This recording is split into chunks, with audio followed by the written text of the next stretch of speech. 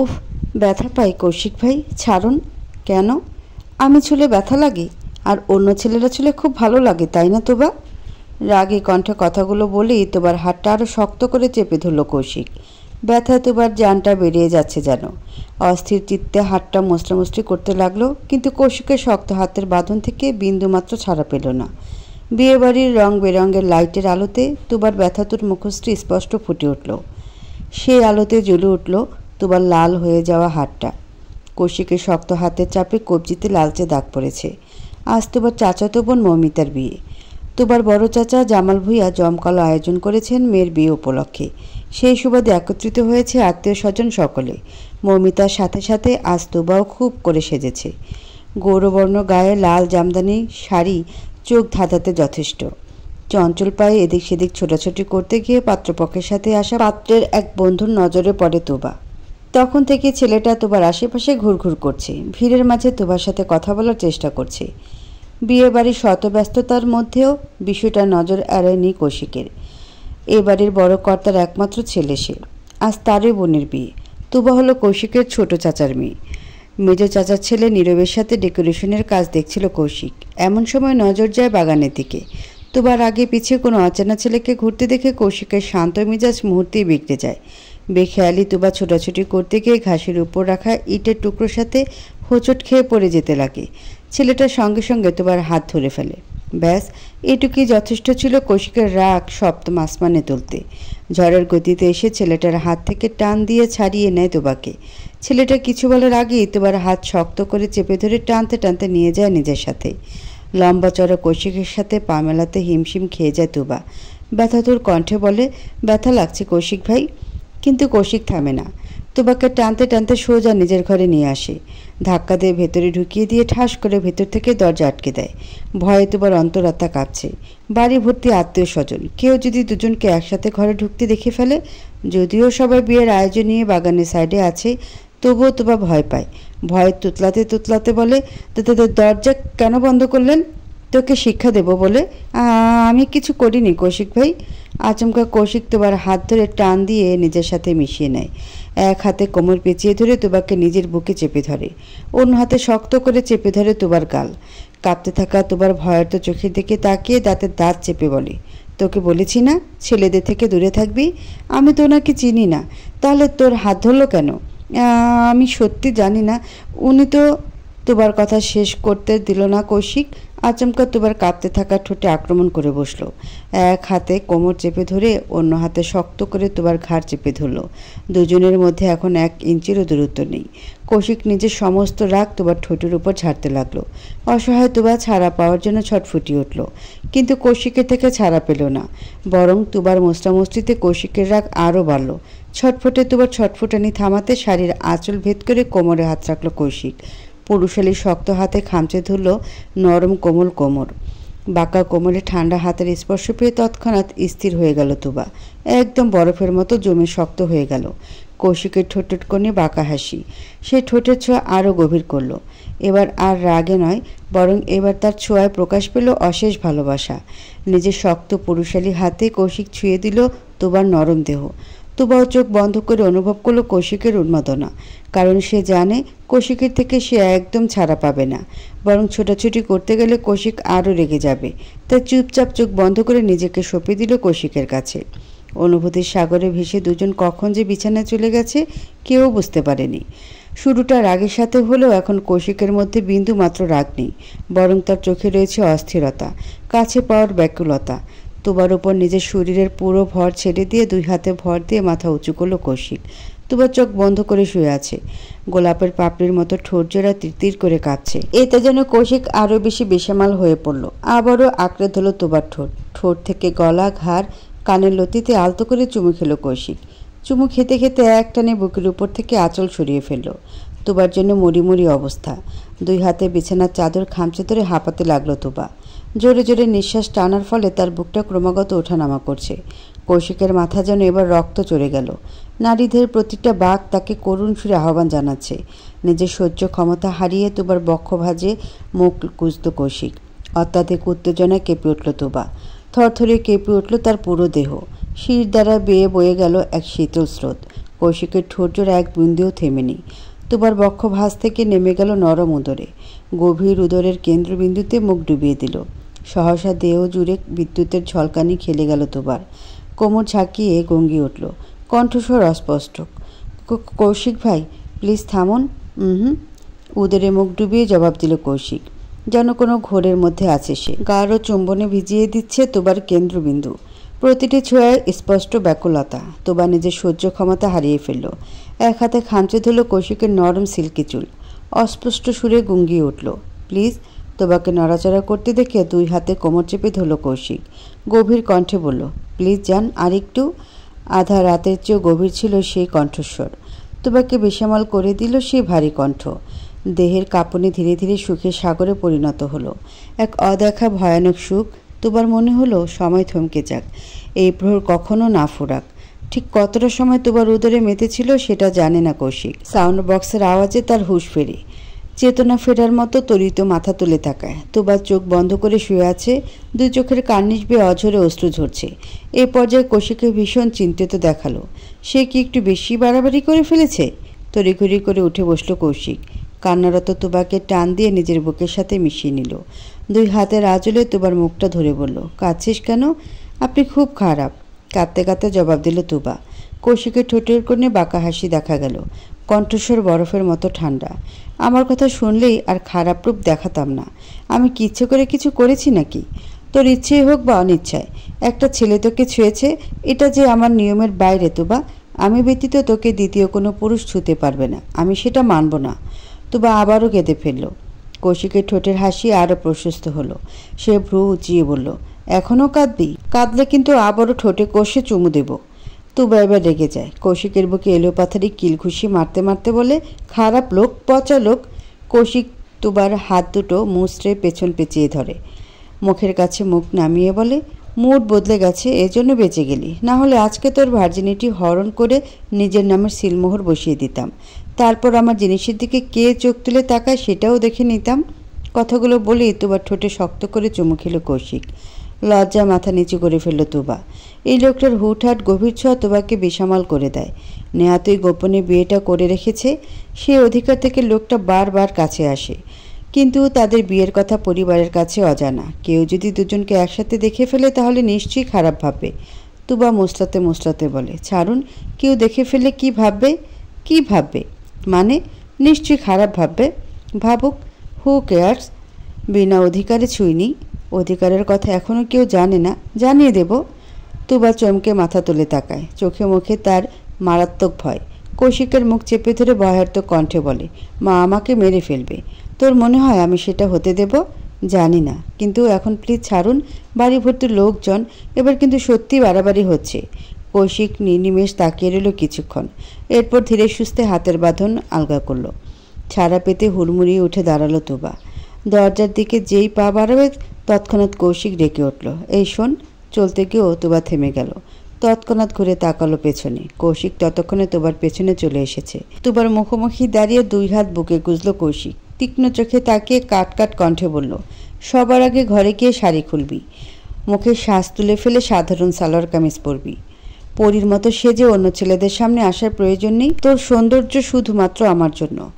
আর যদি আমার কথার একটু নড়চড় হয় তাহলে আজকের অসমাপ্ত কাজ তৎক্ষণাৎ সমাপ্ত করব। সোজা বাসর সেরে হাতে বাচ্চা ধরিয়ে দেব। এত ইনসিকিউরিটি নিয়ে আর বাঁচতে পারবো না, আমি ক্লান্ত হয়ে পড়েছি। বিনিময়ে তবে আরও চোখে চাইল। একটু আগের কথা মনে পড়তেই পা থেকে মাথা পর্যন্ত আবারও শিরশির করে উঠল। দুই পা টলে উঠল, যেন পায়ের শক্তি ফুরিয়ে গেছে। তোমার অপ্রস্তুত মুখ দেখে কিছুটা আন্দাজ করে নিল কৌশিক। মাথাটা সামান্য ঝুঁকিয়ে ফিসফিস করে বলল, নাকি এখনই বাসরটা সেরে ফেলবো? তুই চাইলে এখনই করতে পারি, আমি কিন্তু ফুল মুডে আছি। এই দেখ আমার শরীর কাঁপছে। আয়নার সামনে দাঁড়িয়ে হতবম্ব তোবা মুখ ঘুরিয়ে ঘুরিয়ে নিজেকে দেখে চলেছে। নিচে ঠোঁট ফুলে বেজায় খারাপ অবস্থা। বাজের লোকটা আচ্ছা মতো কামড়েছে। ব্যথা টনটন করছে ঠোঁটের নিচের অংশ। রক্ত জমাট বাঁধা ফুলো ফুলো ঠোঁটের পাতায় আলতো করে হাত বোলালো তোবা। সঙ্গে সঙ্গে বেরিয়ে এলো একটা লম্বা দীর্ঘশ্বাস। এই লোকটা এমনই পাগলাটে, তোবাকে কোনো ছেলের সাথে দেখলেই অধিকার ফলাবে, আর সেই অধিকার ফলাতে গিয়ে একটা বড়সড় চিহ্ন বসিয়ে দেয়। তুবার চিন্তা হচ্ছে ভীষণ। এখন এই ফুলো ঠোঁট নিয়ে সে সবার সামনে যাবে কিভাবে? যদি বাড়ির লোক কোনো প্রশ্ন করে তখন কি করবে? এমন সময় সেখানে আগমন ঘটে বাড়ির মেজকর্তা লুৎফর ভূঁইয়ার মেয়ে রিয়ার। তুবাকে খুঁজতে খুঁজতে সে বাড়ির ভেতরে চলে এসেছে। তুবার ঘরের দরজা খুলতেই দেখতে পায় তুবা আয়নার সামনে দাঁড়িয়ে আছে। পা থেকে মাথা পর্যন্ত তুবাকে স্ক্যান করে রিয়া আরও বেশি হতভম্ব হয়ে যায়। পার্লার থেকে বউকে সাজাতে আসা মেয়েরা ওদের 3 বোনকে সুন্দর করে সাজিয়ে দিয়েছিল। এত সুন্দর সাজ তুলে ফেলে তুবা কলাপাতা রঙের একটা হাতের কাজের 3 পিস পরেছে। মেকআপ তুলে রঙিন মুখটা সাদা করে ফেলেছে। তুবার এমন সাদামাটা অবস্থা দেখে রিয়ার ভ্রু কুঁচকে গেল। পরনের শাড়িটা 2 হাতে উঁচু করে এগিয়ে গেল তুবার কাছে। কি রে, শাড়ি খুলেছিস কেন? আর মুখ ধুয়েছিস কোন কারণে গাধা? বলতে বলতে রিয়ার নজর গেল তুবার ঠোঁটের দিকে। নিচের ঠোঁট ফুলে কালচে হয়ে আছে। এতে রিয়া আটকে উঠল। ব্যতিব্যস্ত হয়ে প্রশ্ন করল, বোন কি হয়েছে ঠোঁটে? এত ফুলে গেছে কেন? রক্ত জমাট বেঁধে গেছে? কি রে, কিছু বলবি?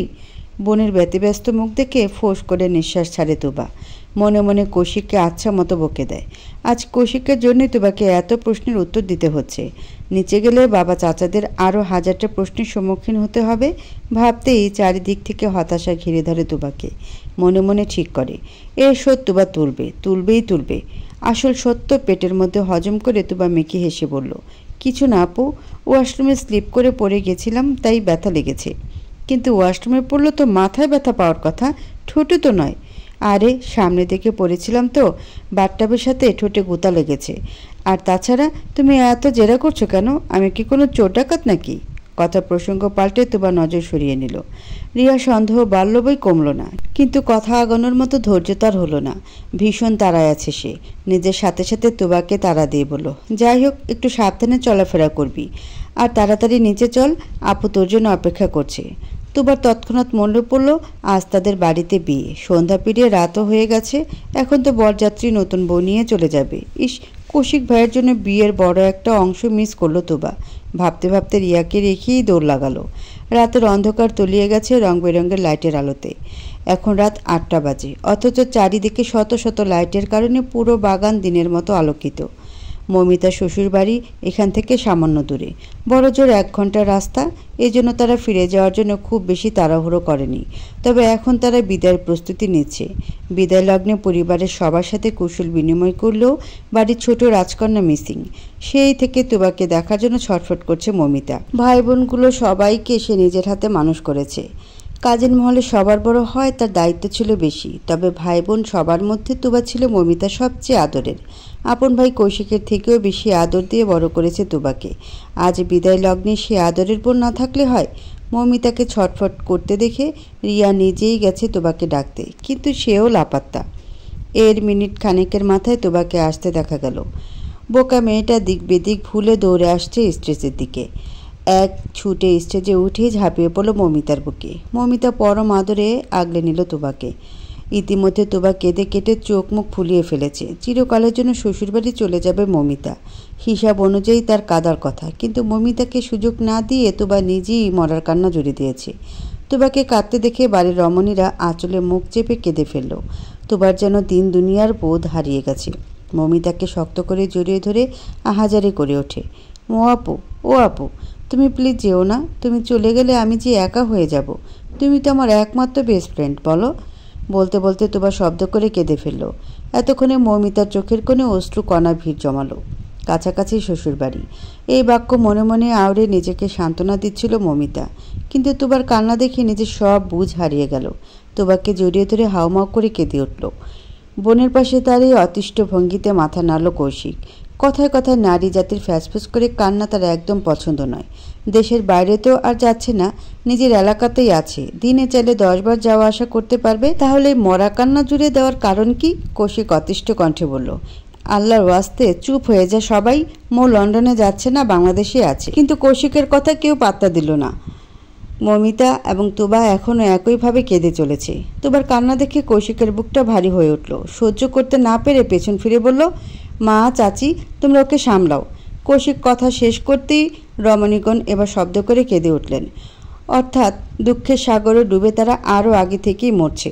কৌশিক এবার অসহায় বোধ করল। সারাদিন আনন্দ উচ্ছ্বাসে পরিপূর্ণ বাড়িটা মুহূর্তে মরা বাড়িতে পরিণত হলো। যেন চারিদিকে কান্না রোল পড়ে গেল। অসহায় কৌশিককে সাহায্য করতে এগিয়ে এলো রাতুল। নিজের সদ্য বিবাহিতা বউকে আগলানোর দায়িত্ব নিজে নিল। তোবাকে টেনে মমিতার থেকে ছাড়ালো কৌশিক। বিচ্ছুটা আঠার মতো লেগে আছে বোনের সাথে, টেনেও দূরে সরানো যাচ্ছে না। এক প্রকার টেনে হিসড়ে বিচ্ছিন্ন করতে হলো দুজনকে। মমিতাকে নিয়ে তৎক্ষণাৎ গাড়ির দিকে রওনা হলো রাতুল। এখানে যতক্ষণ থাকবে ততক্ষণ কান্নাকাটি চলবে। এদিকে মমিতাকে চলে যেতে দেখে বাড়ির রমণীদের কান্নার জোর বাড়ল। মমিতার মা কনকচাপা বেগম ঢলে পড়লেন স্বামীর বুকে। দুই চাচিরও একই অবস্থা। বাড়ির কর্তারা যার যার স্ত্রীকে সামলাচ্ছেন। মমিতাকে নিয়ে যেতে দেখে সকলেই পিছু ছুটল তাদের। মুহূর্তের ব্যবধানে জায়গাটা ফাঁকা হয়ে গেল। ছটফটে তুবার হাতের কবজি ধরে দাঁড়িয়ে আছে কৌশিক। দুরন্ত মেয়েটা হাত ছাড়িয়ে ছুটে যেতে চাইছে যেন, কিন্তু কৌশিকের শক্ত হাতের বাঁধনে আটকা পড়ায় যেতে পারছে না। তুবাকে শান্ত করতে কৌশিক ভারী কণ্ঠে আদেশ করল, তুবা থাম, আমাকে যেতে দিন কৌশিক ভাই, আপু চলে যাচ্ছে। যাচ্ছে তো যাক, তাতে তুই এমন করছিস কেন?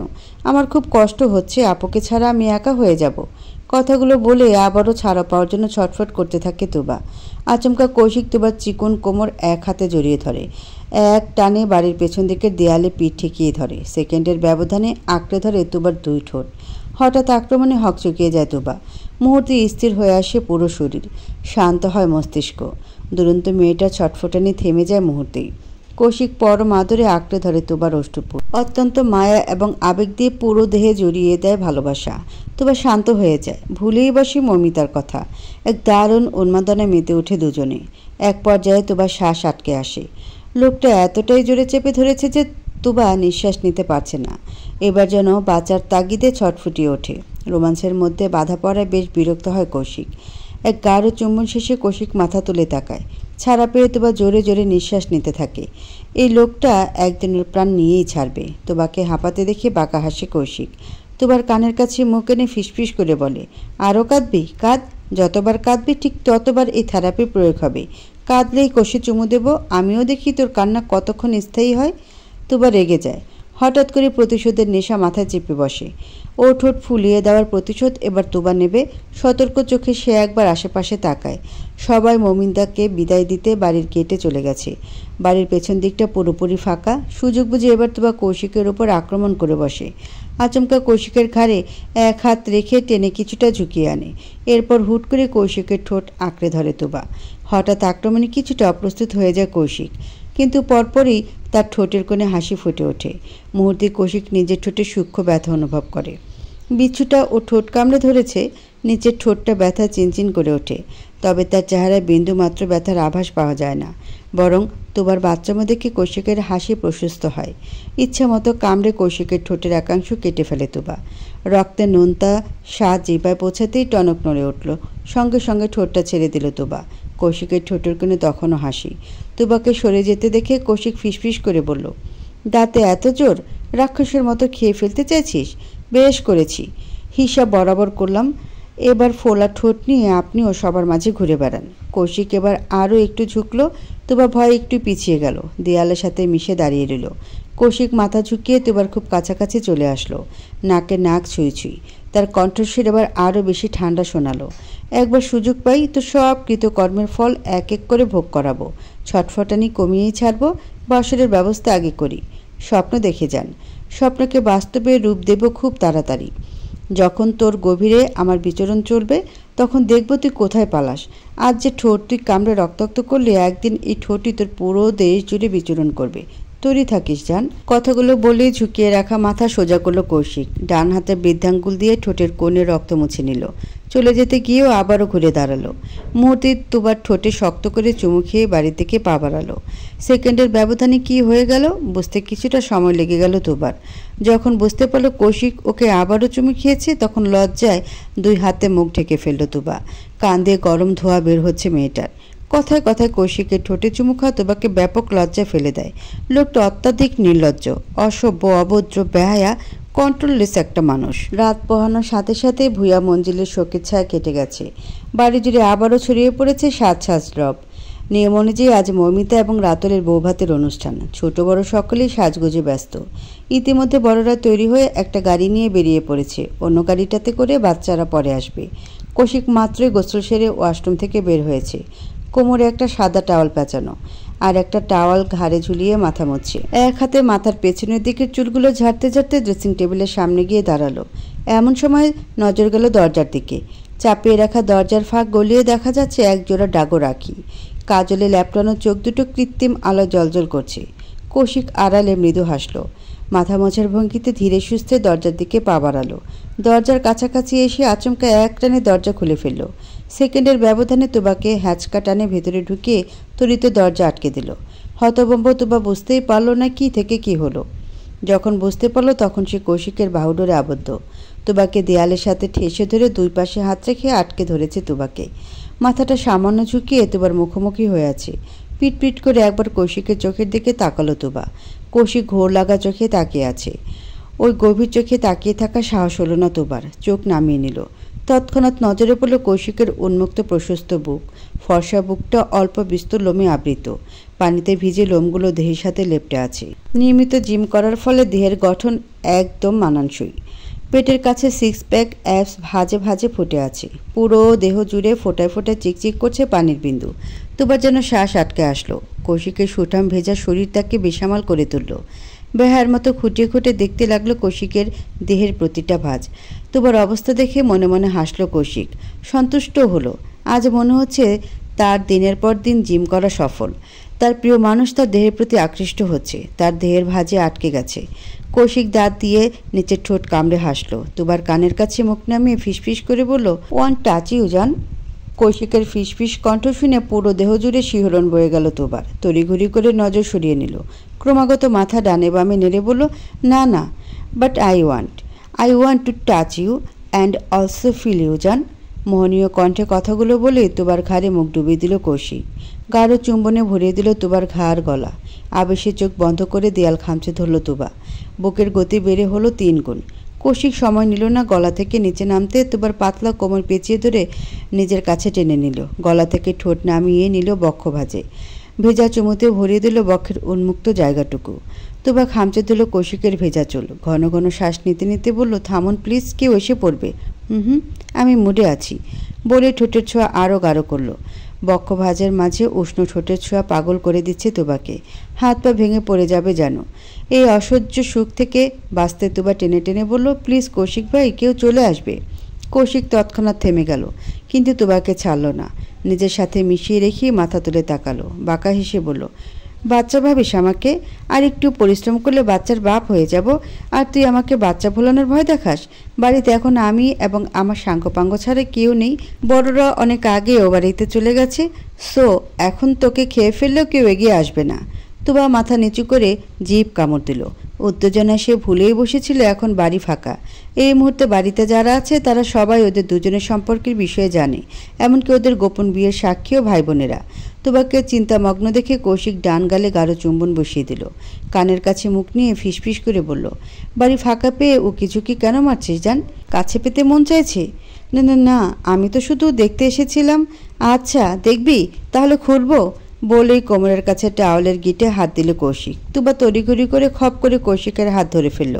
চোখ খিচে বন্ধ করে বলল, ছি, আমি ওটা দেখার জন্য কথা বলিনি। তাহলে? আমি তো দেখতে এসেছিলাম আপনি কোন রঙের জামা পরছেন। ঘরে গিয়ে আমিও সেম রঙের জামা পরবো তাই। আচ্ছা, ম্যাচিং ম্যাচিং। তাহলে চোখ খোল। তুবা চোখ বন্ধ রেখেই ডানে বামে মাথা নাড়ল। অর্থাৎ সে চোখ খুলবে না। কৌশিক জোর করে তুবার থুতনি ধরে নিচু করে রাখা মুখটা ওপরে তুলল। নাকের সাথে নাক ঘষে বলল, চোখ বন্ধ রাখার প্রয়োজন নেই। বিয়ে করা বউ তুই আমার সব কিছুই তুই দেখতে পারিস, অধিকার আছে তোর। তুবা ধীরে সুস্থে চোখ খুলল। কৌশিক তৎক্ষণাৎ দুষ্টুমি করে তুবার চোখে মুখে ফু দিল। বাঁকা হেসে বিছানার কাছে চলে গেল। ছাড়া পেয়ে তুবাও পেছন পেছন গেল। বিছানার ওপর বিছিয়ে রাখা কালো রঙের শার্ট দেখিয়ে কৌশিক প্রশ্ন করল, ইজ ইট ওকে জান? তুবা এবার একটু চিন্তায় পড়ে গেল। কালো রঙের তার 2টা জামা এবং একটা শাড়ি আছে। এখন সে জামা পরবে নাকি শাড়ি? তুবাকে চিন্তামগ্ন দেখে কৌশিক প্রশ্ন করল, কি সমস্যা? আমার কালো রঙের গাউনও আছে, শাড়িও আছে, কোনটা পরবো? আচ্ছা শাড়ি পরি। একদম না, খবরদার বলছি, শাড়ি পরবি না। কেন? আবার কেন মানে? আমি যখন বারণ করেছি তখন পরবি না, ব্যাস। শাড়ি পরে তোর অন্য ছেলেদের সামনে যাওয়া নিষেধ। তুবা মুখ ফোলালো, চোখ মুখ অন্ধকার করে বলল, ওকে ফাইন বলে নিজের ঘরে যাওয়ার জন্য পা বাড়ালো। তৎক্ষণাৎ কৌশিক আবারও ডেকে উঠল, শোন। তুবা থেমে গেল। পেছন ঘুরে বলল, কি? কৌশিক জবাব দিল না। এগিয়ে এসে আবারও তোবার কোমর পেঁচিয়ে ধরল। ঠোঁটে শক্ত করে চুমু খেয়ে বলল, ঠোঁটে এগুলো কি লাগিয়েছিস? লিপস্টিক? এগুলো ঠোঁটে দিবি না, আমার নেশা ধরে যায়, পরে বেসামাল হয়ে পড়লে কিন্তু পস্তাবি। তোবা তর্কে জড়ালো না, বাধ্য মেয়ের মতো ছোট্ট করে বলল, আচ্ছা। আর শোন, চোখে কাজলও দিবি না। কাজল দিলে তোকে অনেক সুন্দর লাগে, আমার দেহ, মন, হৃৎপিণ্ড সব কিছু কাঁপে। আচ্ছা ঠিক আছে, এবার তো যেতে দিবেন? কৌশিকের ইচ্ছে করছিল না ছাড়তে। মন চাচ্ছে এইভাবেই তোবা সারা জীবন তার বাহুডোরে থেকে যাক, সময় এখানেই থমকে যাক। কিন্তু হায়, এটা তো সম্ভব নয়। তাই অনিচ্ছা সত্ত্বেও ছেড়ে দিল। ছাড়া পেয়ে তোবা আর দাঁড়ালো না, তাড়াহুড়ো করে বেরিয়ে গেল। এখানে থাকলে বিপদ, হুটহাট লোকটার মুড চেঞ্জ হয়ে যায়। ভাই বোনেরা সব তৈরি হয়ে মৌমিতার শ্বশুরবাড়ি পৌঁছাতে পৌঁছাতে বেলা 10টা বেজে গেল। আত্মীয় স্বজনদের সাথে দেখা সাক্ষাৎ করে সবাই চলে এলো বাড়ির পেছনের ফাঁকা জায়গায়। ছোটোখাটো একটা আমের বাগান আছে এখানে। আম গাছের নিচে চেয়ার পেতে বসেছে সবাই আড্ডা দিতে।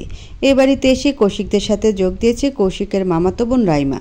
সেই সাথে রাতুলের 2জন বন্ধু আছে, সেলিম আর সিফাত। সিফাত সেই ছেলে যে কাল থেকে তোবার পেছনে ঘুরঘুর করছে। সিফাত তোবার মুখোমুখি হয়ে চেয়ার পেতে বসেছে। সে নানানভাবে চেষ্টা করছে তোবার মনোযোগ পাওয়ার, কিন্তু বেখেয়ালি তুবা শুরু নজরে তাকিয়ে আছে কৌশিকের পাশে চেয়ার নিয়ে বসা রাইমার দিকে। রাইমা কৌশিককে পছন্দ করে, এমনকি বাড়ির বড়রা চায় ওদের দুজনের বিয়ে দিতে।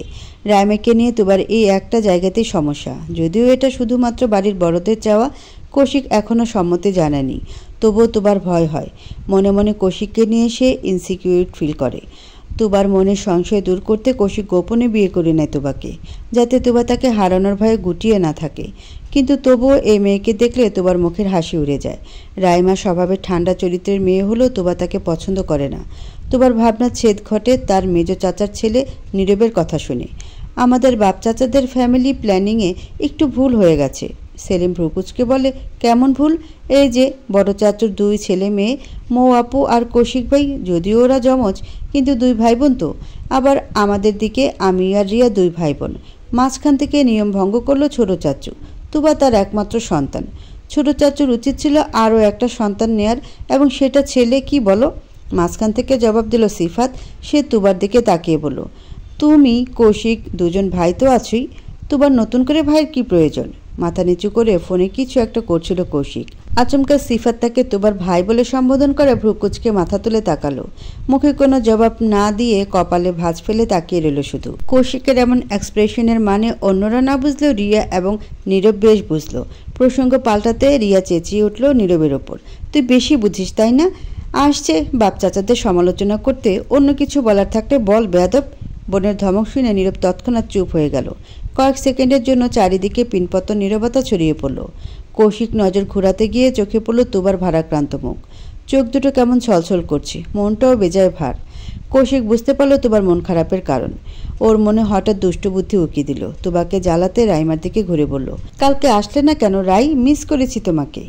রাইমা কৌশিকের দিকেই তাকিয়েছিল। হঠাৎ কৌশিককে আগ বাড়িয়ে তাকে প্রশ্ন করতে দেখে খুশিতে আত্মহারা হয়ে গেল। লাজুক হেসে বলল, ও একটু অসুস্থ ছিলাম। ব্যাস। তুবার আর সহ্য হলো না, রেগে ধপ করে উঠে দাঁড়ালো। পা দিয়ে চেয়ার লাথি দিয়ে সরিয়ে রাগে গজগজ করতে করতে চলে গেল সেখান থেকে। কৌশিক মনে মনে হাসল। তার বোকারানি খেপে গেছে। এখন তার রাগ ভাঙানোর ছুতোয় আরও একবার কাছে যাবে, ভরপুর আদর করবে, গভীরভাবে ভালোবাসা দেখাবে। বোকাটা কি কৌশিকের এসব কৌশল বোঝে? মৌমিতার শ্বশুরবাড়ি থেকে ফেরার পর থেকে তুবার মনটা ভারাক্রান্ত মন নিয়ে নিজেকে এক প্রকার ঘরবন্দি করে ফেলেছে। রাইমার সাথে কৌশিকের স্বাভাবিক আচরণ তুবা কিছুতেই মানতে পারছে না। কৌশিক জানে রাইমা ওকে নিয়ে মনে মনে সংসার করার স্বপ্ন দেখে, কৌশিককে পছন্দ করে। জানার পর তো কৌশিকের তাকে এড়িয়ে চলা উচিত, তা না করে আরও ঘেঁষাঘেঁষি করছে। ব্যাপারটা কিছুতে হজম করতে পারছে না তুবা। ওর ইচ্ছা করছে চিৎকার করে কাঁদতে, কিন্তু বাপ চাচাদের ভয়ে গলা থেকে আওয়াজ বের করতে পারছে না। বিকেল থেকে সন্ধ্যা পর্যন্ত খুঁটির মতো বিছানায় বসে আছে। রিয়া মৌমিতা ডেকে গেছে, কিন্তু তুবা কারোর সাথে নিচে যায়নি। মৌমিতার স্বামী রাতুলও ডেকে গেছে, তুবা তবুও ঘর থেকে বের হয়নি। নিচে বসার ঘরে সবাই মিলে আড্ডা দিচ্ছে, হইচই করছে। তুবা দোতলা থেকে সব শুনতে পেল, কিন্তু মনের রাগে আর আড্ডায় সামিল হতে নিচে নামল না। সন্ধ্যা পেরিয়ে রাত তখন 8টা। এই সময় বাড়ির সবাই একসাথে ডিনার করে। এ বাড়ির বহু বছরের পুরনো নিয়ম। সকালে এবং রাতে সবাই একসাথে খাবার খায়। দুপুরে যার যার কাজে থাকায় ওই একবেলা আলাদাভাবে খেয়ে নেয়। সে রেস ধরে 8টার পরেই তুবার ঘরের দরজায় টোকা পড়ল। তাহিদ ভুইয়া ভারী কণ্ঠে ডেকে উঠলেন, তুবা, আম্মু তাড়াতাড়ি বাবার সাথে নিচে এসো, তোমার বড় চাচু ডাকছে। বাবার কণ্ঠস্বর শুনে ধরে রাখা শক্ত মন নরম হয়ে এলো তোবার। বড় চাচুর হুকুম অমান্য করার স্পর্ধা এবারের কারণ নেই। সেই স্পর্ধা তোবা দেখাবে কিভাবে? তাই অজ্ঞতায় তাকে নিচে নামতে হলো। বাবার সাথে গুটি গুটি পায়ে নিচে আসার পর দেখা গেল ড্রয়িং রুমে পায়চারি করতে থাকা বিচলিত কৌশিককে। কোনো কারণে ছটফট করছে ছেলেটা। তোবাকে নিচে নামতে দেখে লম্বা লম্বা কদম ফেলে এগিয়ে এলো। তোবার চেয়ার টেনে বসতেই ঠিক পাশের চেয়ারটা টান দিয়ে বসে পড়ল কৌশিক, যেন এতক্ষণ ধরে তোবার জন্য অপেক্ষা করছিল। কৌশিক পাশাপাশি বসে হাত দিয়ে চুলগুলো পেছনে ঠেলে দিল। এরপর ঘাড় ঘুরিয়ে পূর্ণ দৃষ্টিতে তাকালো তোবার দিকে। মেয়েটা 1 সেকেন্ডের জন্য তাকাচ্ছে না, বড় কঠিন শাস্তি দিচ্ছে কৌশিককে। সে কি একটু বেশি বাড়াবাড়ি করে ফেলেছে? কৌশিকের ভাবনা ছেদ ঘটালো তোবার মা ময়না বেগমের ডাকে। তিনি আদরে সুরে প্রশ্ন করলেন, রুটি দেব নাকি পরোটা আব্বু? কৌশিকের ধ্যান ভাঙল। নড়ে চড়ে বসে বলল, পরোটা দাও চাচি। ময়না বেগম 3টে ঘিয়ে ভাজা পরোটা কৌশিকের প্লেটে তুলে দিলেন। পাশ থেকে তুবা বলে উঠল, আমাকে রুটি দিও তো আম্মু, আমি পরোটা খাবো না। মেয়ের কথা শুনে ভ্রু কুচকালেন ময়না বেগম। অবাক হয়ে বললেন, ও মা, তুই আবার কবে থেকে পরোটা রেখে রুটি খাওয়া শুরু করলি? তুই তো রুটি খাস না। খাই না, আজ খাবো, দাও তুমি। তোমার হাবভাব সূক্ষ্ম নজরে পরখ করছে মমিতা। তোমার খাদ্য তালিকার ভিন্নতা দেখে প্রশ্ন করেই বসলো, এই তোর কি হয়েছে রে? ভূতে ধরেছে আপু? তোমাকে নিশ্চয়ই ভূতে ধরেছে, তাই তো এমন অদ্ভুত ব্যবহার করছে। টেবিলের অপর পাশ থেকে নীরব খিলখিল করে হেসে বলল। নীরবের মা নাইমা বেগম ছেলের পিঠে থাপ্পড় দিয়ে চুপ করতে বললেন। জামাল সাহেব ভারী কণ্ঠে ধমকে উঠলেন, আহ থামবে তোমরা? আমার বাড়িতে খাবারের অভাব পড়েছে নাকি যে অপশন দিচ্ছ? বাচ্চারা যা খেতে চাইবে তাই দিবে, না থাকলে রান্না করে এনে দিবে। ছোট বউ, তোবা যা চাইছে দাও, আর খাওয়ার সময় কথা কম বলবে সবাই।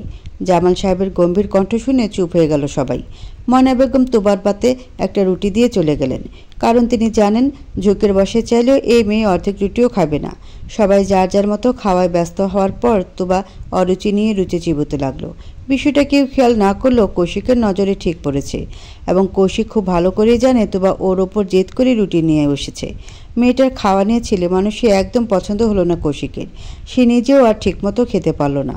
রাত তখন 2টা ছুঁই। ভূয়া মঞ্জিরের সকল সদস্য ঘুমে বিভোর। প্রতি রাতের এই সময়টাই হলো কৌশিকের একান্ত প্রহর। নিঃশব্দে দরজা খুলে বাইরে বের হলো কৌশিক। দোতলা থেকে উকি দিয়ে একবার নিচে দেখে নিল। সবগুলো ঘর অন্ধকার, অর্থাৎ সবাই পুরোপুরি ঘুম। দোতলা বাড়িটাতে বড়রা সবাই নিচে থাকে, আর বাচ্চারা 4 জন থাকে দোতলায়। এতে অবশ্য কৌশিকের একটু সুবিধাই হয়েছে। হুট করে বড়দের চলে আসার ভয় নেই। কৌশিকের পাশের ঘরটা তোবার। কৌশিক নিচে একবার নজর বুলিয়ে সোজা চলে গেল তোবার ঘরের দরজার সামনে। 2 আঙ্গুলে দরজা টোকা দিয়ে দাঁড়িয়ে রইল। তোবা তখন জেগেছিল। পেটে ক্ষুধা নিয়ে সে আবার ঘুমাতে পারে না।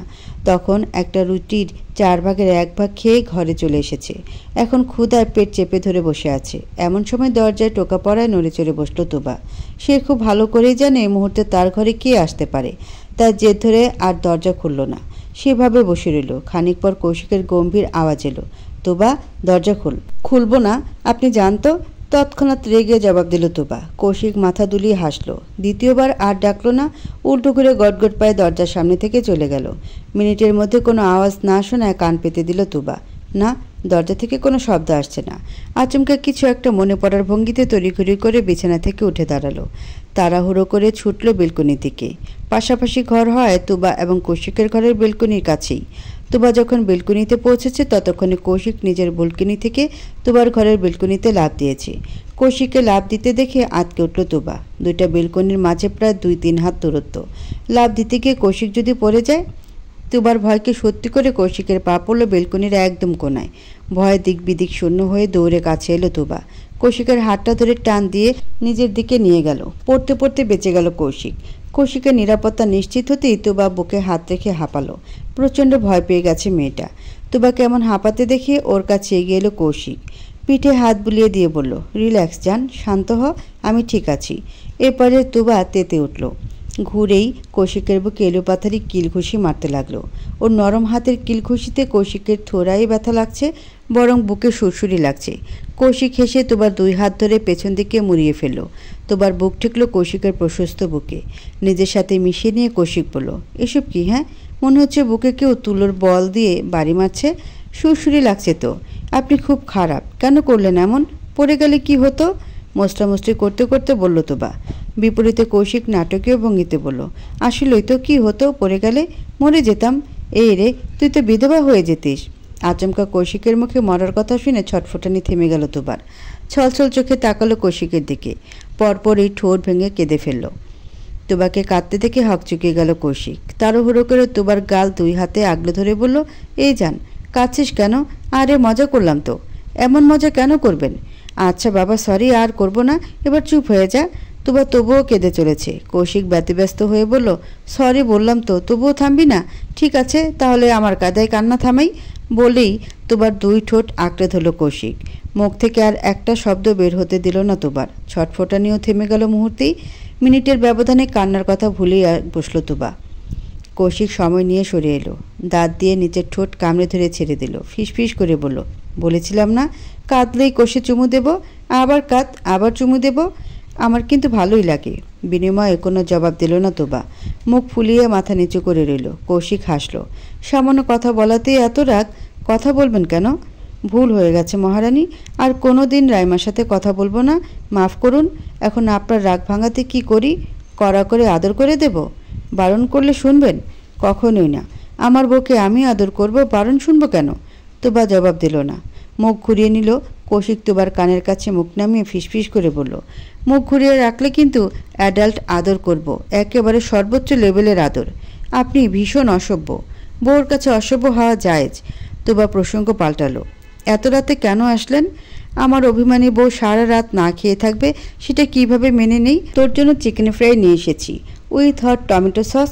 সঙ্গে এই হট ছেলেটাও আছে, টেস্ট করে দেখতে পারিস। বেলকনিতে লাফ দেওয়ার সময় কৌশিকের হাতে একটা বাক্স ছিল, যেটা তুবা তখন খেয়াল করেছে। কৌশিকের এই ছোট ছোট কেয়ারগুলো তুবাকে বরাবরই মুগ্ধ করে। তুবার বিষয়ে তিল পরিমাণ কোনো কিছু কৌশিকের নজর এড়ায় না। এই দিক থেকে তুবা পৃথিবীর সবচাইতে ভাগ্যবতী নারী। কৌশিক তুবাকে নিয়ে বেলকনির মেঝেতে বসে পড়ল। নিজে পা মেলে বসিয়ে তুবাকে নিজের হাঁটুর উপর মুখোমুখি করে বসালো। মাঝারি বক্সটা খুলে তুবার সামনে এগিয়ে দিল। পছন্দের খাবার চোখের সামনে দেখে লোভে চোখ চকচক করে উঠল তুবার। এক প্রকার হামলে পড়ল চিকেন ফ্রাইয়ের ওপর। কৌশিক নির্নিমেষ তাকিয়ে রইল তুবার পানি। পুরো একটা চিকেন ফ্রাই শেষ করে তুবা দ্বিতীয়টাতে হাত দিল। কৌশিকের দিকে এগিয়ে দিয়ে বলল, খাবেন? কৌশিক ডানে বামে মাথা নেড়ে না বোঝালো। ধীরে সুস্থে টমেটো সসে আঙ্গুল ডুবিয়ে তুবার ঠোঁটের কোণে লাগিয়ে দিল। বাঁকা হেসে নিজের পুরুষালী ঠোঁট চেপে দিল তুবার মুখে লাগানো সসে। তুবা আবেশে 2 চোখ বন্ধ করে নিল। এক হাতে খামচে ধরল কৌশিকের পিঠের শার্ট। কৌশিক সময় নিয়ে জিভ দিয়ে তুলে নিল সসের অংশটুকু। চোখে মুখে তার তৃপ্তির আভাস। তুবার কানের কাছে মুখ নিয়ে ফিসফিস করে বলল, চিকেন নয়, আমি তো তোকে খাবো। তাড়াতাড়ি খাওয়া শেষ কর যান, আমার আদর করতে অনেক সময় লাগবে। কানের খুবই কাছে কৌশিকের ফিসফিস আওয়াজ শুনে পুরো শরীরে কাঁটা দিয়ে উঠল তুবার। মুহূর্তে চিকেন ফ্রাইয়ের টুকরোটা হাত থেকে ফ্লোরে পড়ে গেল। চোখ দুটো বন্ধ তুবার। কৌশিকের ফিসফিস আওয়াজ তুবার পুরো দেহে শিহরণ জাগায়। কৌশিক ছোট ছোট করে তুবার ঘাড়ে ঠোঁট ছোঁয়ালো। ব্যাকুল কণ্ঠে ডাকলো, যান। বিয়ের কথা বাসায় জানিয়ে দিই। আমি আর অপেক্ষা করতে পারছি না, তোকে খুব করে কাছে পেতে মন চায়। কাছেই তো আছি।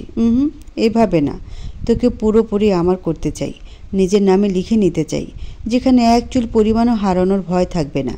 তোর প্রতিটা রাত কাটবে আমার বুকে, আদরে আদরে ভরিয়ে দেব তোকে। এতটা আদর দেব যে তুই দিশেহারা হয়ে পড়বি। তোকে গভীরভাবে ছুতে ইচ্ছে করছে জান। তুবা চোখ মেলে তাকালো।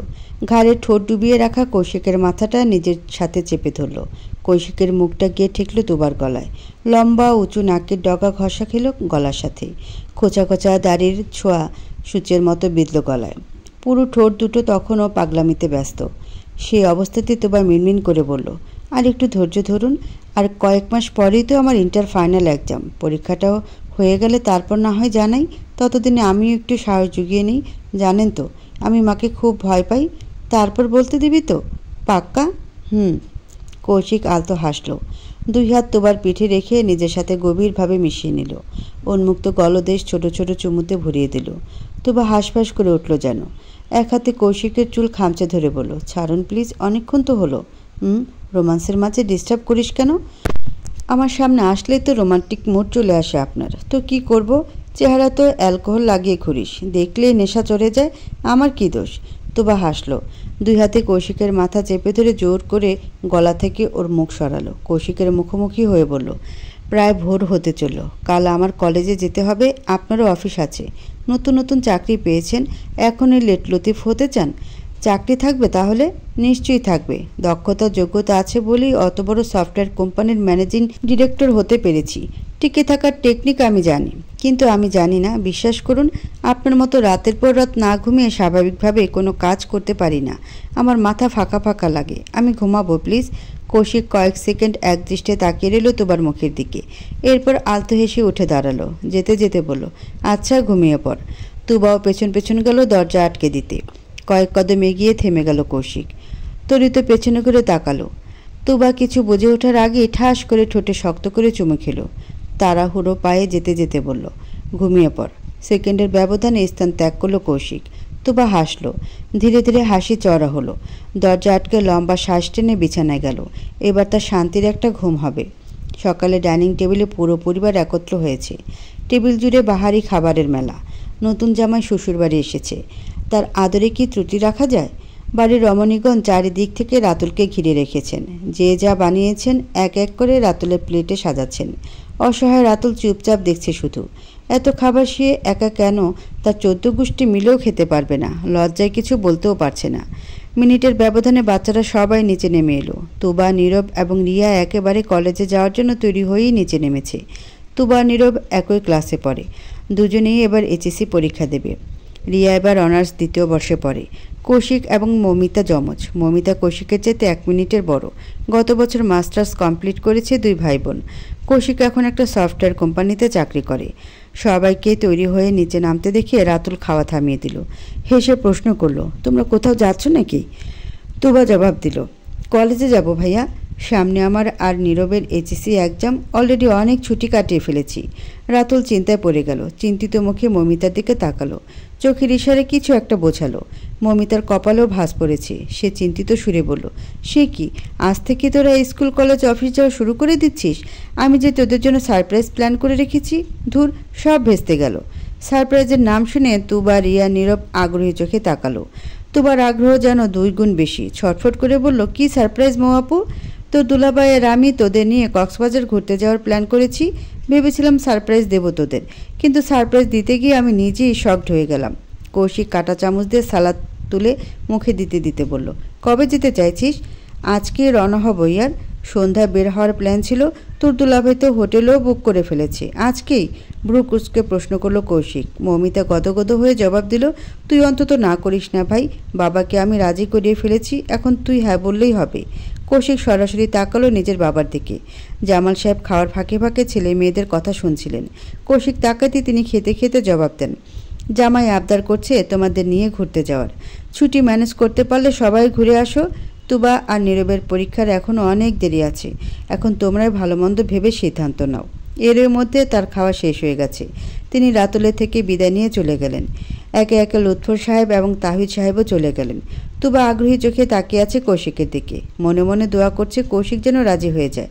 অনেক দিন পর সবাই মিলে ঘুরতে যাওয়ার সুযোগ হয়েছে। সমুদ্র তীরে কৌশিকের হাতে হাত রেখে হাঁটবে তুবা। সূর্যোদয় সূর্যাস্ত দেখবে।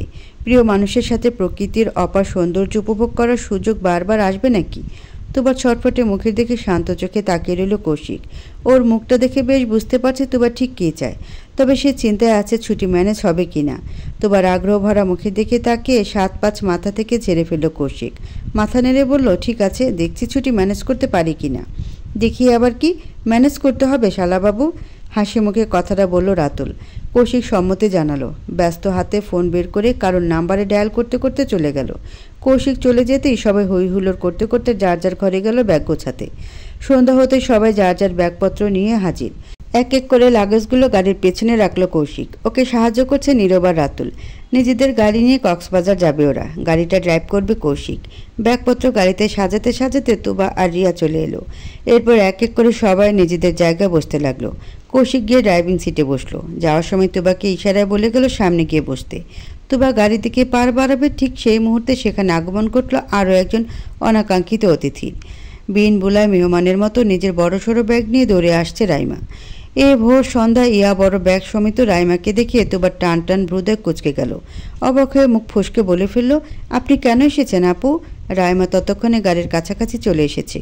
কনক চাপা বেগম গাড়িতে বাচ্চাদের জন্য খাবারের ব্যাগ রাখতে রাখতে বললেন, ওহো, আমি তো তোদের জানাতেই ভুলে গেছি, রাইমাও তোদের সাথে যাবে। তোরা সবাই মিলে আনন্দ করবি, মেয়েটা কাছাকাছি আছে যখন ঘুরে আসুক, ওরও মন ভালো হবে, তাই ওকে ডেকে নিয়েছি, ভালো করেছি না? কথাগুলো বলে একগাল হাসলেন তিনি। তোবার হাসি খুশি মুখটা মুহূর্তে চুপসে গেল। ঘুরতে যাওয়ার সকল উত্তেজনা আগ্রহ নিমিশেই উবে গেল।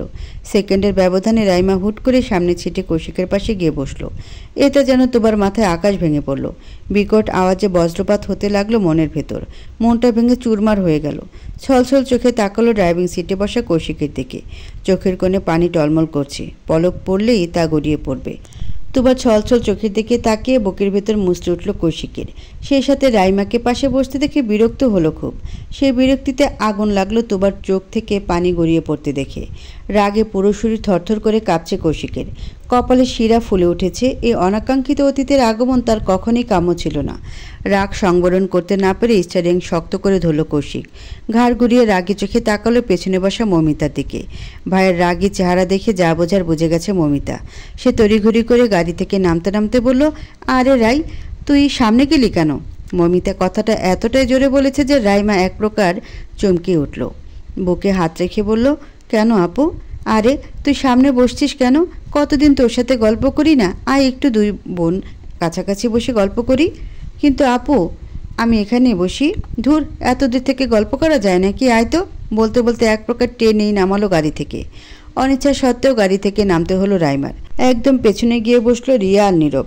মাঝের সিরিয়ালের জানালার কাছে রাতুল বসেছে। রাতুলের পাশে মমিতা বসে রাইমাকে নিজের পাশে বসালো। সঙ্গে সঙ্গে টান দিয়ে গাড়ির দরজা আটকে দিল। তুবা তখনও মন ভার করে দাঁড়িয়ে। রাইমা নেমে যেতেই কৌশিক ভারী কণ্ঠে বলল, তুবা বস। কণ্ঠটা এতটাই শক্ত ছিল যে তুবা আর টু শব্দ করার সাহস পেল না। চুপচাপ মাথা নিচু করে বসে পড়ল।